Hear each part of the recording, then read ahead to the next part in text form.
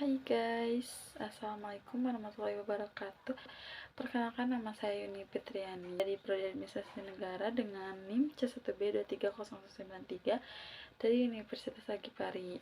Saya di sini akan memaparkan materi terkait budaya organisasi perspektif administrasi publik. Nah, teman-teman, apakah kalian tahu tentang budaya? Nah, budaya dapat diartikan sebagai budi yang artinya akal dan daya yang artinya kekuatan atau kebiasaan yang berasal dari akal budi manusia.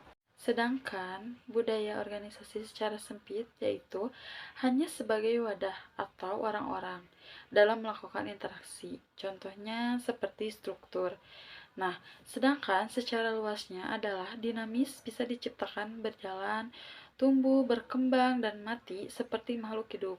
Contohnya perilaku atau proses. Nah, adapun konsep budaya organisasi dari beberapa pemikiran yang telah diuraikan dapat dimaknai bahwa konsep budaya organisasi memiliki fungsi rangkap, yaitu membantu individu atau kelompok untuk menyesuaikan diri atau upaya beradaptasi pada tempatnya, di mana berada maupun penyesuaian diri dengan lingkungan sekitarnya, atau bisa disebut dengan adaptation, mencakup internal dan eksternal organisasi.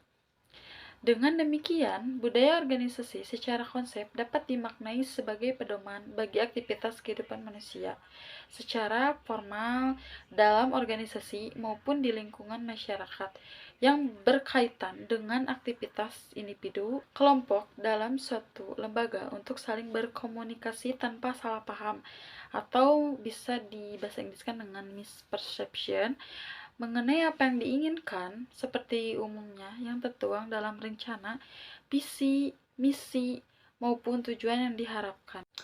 Nah, teman-teman, ada dua perspektif dalam budaya. Yang pertama itu ada budaya perspektif antropologi, dan yang kedua ada budaya perspektif sosiologi. Budaya perspektif antropologi itu mempelajari manusia sebagai makhluk biologis sekaligus makhluk sosial. Sangat jelas sekali bahwa studi antropologi memegang peran penting dalam perilaku, struktur, dan proses dalam organisasi yang tidak dilaksanakan oleh orang-orang yang dipengaruhi oleh lingkungan organisasi. Yang kedua, ada budaya perspektif sosiologi. Sejak manusia mengenal kebudayaan dan peradaban, masyarakat manusia sebagai proses dalam berinteraksi dengan lingkungannya, termasuk dalam proses pergaulan dengan berbagai masalah-masalah yang ditimbulkannya. Nah, ilmu sosiologi ini dikaitkan untuk memecahkan masalah-masalah yang berkaitan dengan perilaku, seperti kejahatan, atau dikaitkan dengan keadaan seperti kemiskinan. Pada perspektif lain, kajian sosiologi berkaitan erat dengan fungsi sistem sosial masyarakat dan itu ditemukan dalam organisasi. Selanjutnya itu ada nilai-nilai budaya. Nah, nilai-nilai budaya merupakan nilai yang disepakati dan tertanam dalam suatu masyarakat atau lingkup organisasi karakteristik tertentu yang dapat dibedakan satu dan lainnya sebagai acuan perilaku dan tanggapan atas apa yang akan terjadi atau sedang terjadi. Dapat juga diartikan sebagai manifestasi atau refleksi manusia terhadap berbagai perilaku sikapnya, dengan memberikan keberanian atau kebermaknaan seperti halnya makna baik, buruk, benar, salah, aman, nyaman, dan stabilitas. Dalam arti lain, bahwa nilai di sini bukan artinya 0 sampai dengan terhingga ya. Tetapi nilai di sini adalah sesuatu yang memiliki kebermaknaan, keberartian, kebersamaan, baik pada pola pikir, konsep, teori, dan lain sebagainya. Nah, nilai di sini dapat dilihat dalam organisasi yang dibentuk dalam wujud kelompok atau tim, yaitu di mana seluruh anggota organisasi ketika mereka bekerja sama harus sama-sama bekerja dan saling memahami. Adapun juga perkembangan budaya organisasi ini ya. Perkembangan manusia dan organisasi diawali melalui berbagai aktivitas, kebiasaan, tradisi, dan cara umum dalam melakukan segala sesuatu yang ada di sebuah organisasi saat ini merupakan hasil atau akibat dari yang telah dilakukan sebelumnya. dan seberapa besar kesuksesan yang telah diraihnya pada masa lalu. Dengan demikian, perkembangan suatu organisasi diupayakan mampu beradaptasi dengan lingkungan internal maupun eksternal organisasi.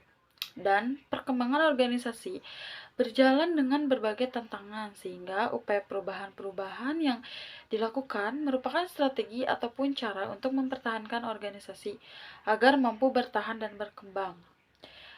Karena kecenderungan dalam perkembangan akan mengalami perubahan yang dihadapkan pada kompleksitas ketidakpastian lingkungan.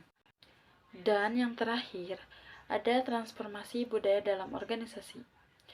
Kata transformasi berasal dari kata dalam bahasa Inggris, transform, yang berarti mengendalikan suatu bentuk dari satu bentuk ke bentuk yang lain.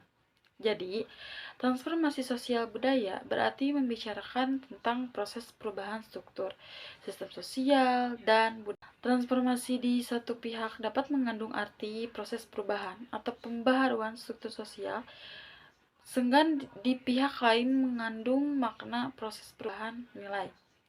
Nah, salah satu terjadinya alasan perubahan organisasi karena di dalam organisasi terjadi kontradiksi atau tarik ulur antara berbagai pihak. Di samping itu, perubahan organisasi juga terjadi karena kondisi-kondisi yang serba paradoksal, katakanlah antara keharusan untuk berkonsentrasi pada diferensiasi organisasi atau integrasi organisasi. Nah, teman-teman, itu saja yang dapat saya sampaikan. Mohon maaf bila ada kesalahan dan kekurangan dalam penyampaian materi ini, karena kesempurnaan hanya milik Allah Subhanahu wa Ta'ala. Saya Yuni Petriani, pamit undur diri. Wassalamualaikum warahmatullahi wabarakatuh. Bye bye.